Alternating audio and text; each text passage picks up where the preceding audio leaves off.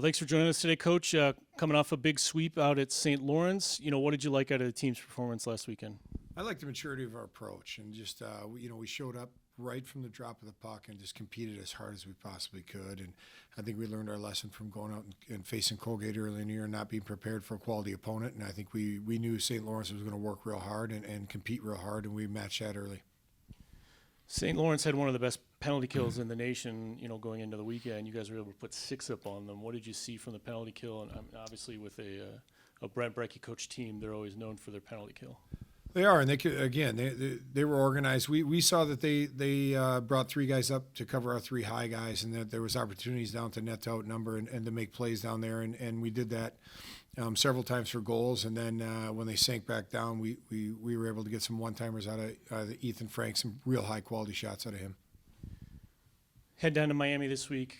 Obviously Miami not off to the best start, but with this series, records pretty much don't matter. You know what you're going to expect from the Red Hawks. This is rivalry week for sure, and Miami Western is always going to be a tight game. I throw the records out the window, and Chris Bergeron's teams are well coached and compete like crazy, so we're expecting a real hard matchup this weekend.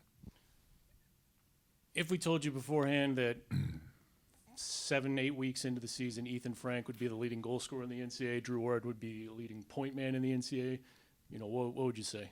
I'd say I'd be one of the few guys that wouldn't be surprised. I think Ethan Frank is as dynamic as players there is in college hockey, and I've said it routinely. I think he's the fastest guy in college hockey, and he's got one of the best shots. And Drew Warad, that might be a little bit surprising to some people, but I get to see him on a daily basis, and I know how good he is, and I know how many plays he makes. Sometimes goes unrecognized because he doesn't look dynamic. He just does a bunch of stuff really, really, really well, and he does it every shift. Good defensive effort over the weekend as well, only allowing the 3 goals. Brandon seems to have a lot of confidence right now in net. Yeah, Brandon looks big. He looks calm. That's the goaltender that we're used to seeing in there, and I think he played outstanding against St. Cloud for sure. He didn't have as much work against St. Lawrence, but don't kid yourself. Hidden in that 5-1 win in the second night were 4 quality saves in the second and third periods. Thanks, Coach. Thanks. If I were to tell you before the season started that you'd be the NCAA's leading scorer, and your line mate would be the NCAA's leading goal scorer about 10 weeks into the season, what would you say? Yeah, it's something that would be not expected, I guess, but never out of the picture. I think we set goals as a group, as a team, as a line. We wanted to have a great start to the season as a team, and that's happened so far. And I think as a line, we had talked about being a catalyst towards that success, and that's happened. So I think those goals have all kind of come together and produced some personal success. But yeah, that doesn't happen without our line clicking the way it is, and the team doing as well as it is. So yeah, it's a cool accomplishment to have, but it's a point in time, and we got a lot of work to do still, and I think we're pretty excited with what our group can do. Your line has been together for a long time, going well into last season. What is it about the 3 of you that makes it so effective?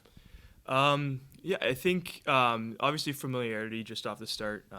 We clicked kind of right away, but we've kind of grown from that. There's kind of initial chemistry, but that doesn't always last. We had to make sure that whenever we go out there, we just try and be as it's a word that coach likes, but it's really relevant, repeatable.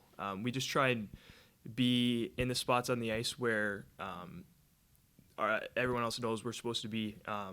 So, when we're in trouble, we know where our outs are. If we dump a puck, we know we're going to have close support to go and get it, and we're going to have a second guy right there to go and retrieve it.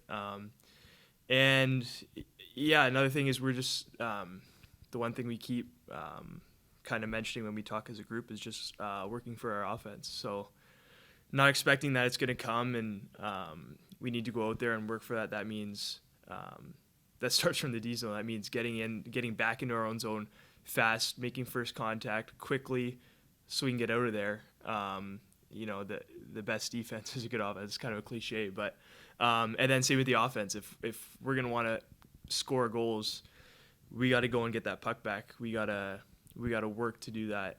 And I think that's something that we've talked about and we've tried to do as much as possible, and have been able to achieve that so far throughout this kind of, 1.5 years, I guess. Ethan, special moment for him on Saturday, gets his 100th career point. Any surprise that it was a goal from the left circle? No. I didn't know at the time that was his 100th point, but just a huge accomplishment. I mean, to see how he has grown throughout my time here, just to an absolute, the best word to describe is a problem in the NCAA. He's a lot of fun to play with, and like I mentioned earlier, he works for everything he gets. That starts off the ice, but same as on the ice, he works for all his offense. It's not a fluke that he has 100 points. It's not a fluke that a lot of that comes from the left circle. He gets open and he picks his spot. So we're happy for him. Head down to Miami this weekend. Obviously, the Red Hawks not off to the best start, but this is one of those where you throw the records out. You know what you're going to expect from Miami this weekend. Yeah, records are always out the window with them. It's always a great series between us and Miami. We, going there, it can be a tough place to play, and they're a team that always plays hard. It's not something we can overlook at all. And we're just trying to take things each week at a time, and so that starts, each day at a time.